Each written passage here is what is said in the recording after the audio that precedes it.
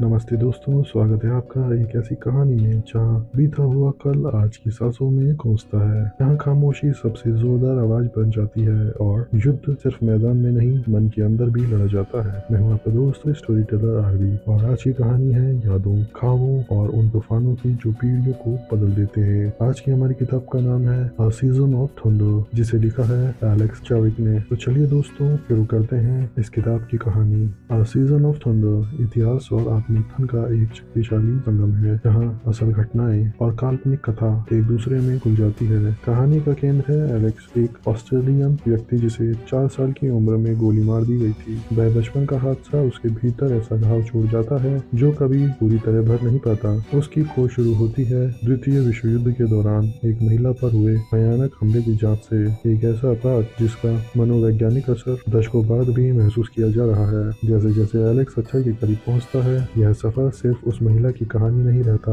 बल्कि बन जाता है यादों, चुप्पी और पीढ़ियों में चुपचाप बहते दर्द की खोज। पैंडेमिक 19 महामारी के दौरान यूरोप की यात्रा इस आत्मसंघर्ष को और गहरा कर देती है। बाहरी अकेलापन उसके भीतर के एकांत का प्रतिबिंब बन जाता है। हर खुलासा एलेक्स को मजबूर करता है यह समझने पर कि पहचान कैसे इतिहास से गढ़ी जाती है। कहानी के समानांतर चलती है एंटोन की कथा। एलेक्स के पिता यूगोस्लाव व्यक्ति जो द्वितीय विश्व युद्ध के दौरान अपने देश के विघटन और रक्तपात में फंस जाता है। विदेशी ताकतों और राजनीतिक धोखे के बीच एंटोन खुफिया एजेंसी से जुड़ता है और ब्रिटिश इंटेलिजेंस के साथ एक ऐसे मिशन करता है जहां एक गलती कई जान ले सकती है। वह नायक नहीं पर खलनायक भी नहीं, बल्कि एक नैतिक रूप से जटिल इंसान है जो जीवित रहने के लिए अंधेरे फैसले लेता है। कहानी सवाल उठाती है, क्या युद्ध में सही कुछ भी होता है? क्या देशभक्ति हर अपराध को जायज बना देती है? एंटोन के फैसले एलेक्स की जिंदगी को ऐसे ढंग से आकार देते हैं जिसका अंदाजा दोनों को कभी नहीं था।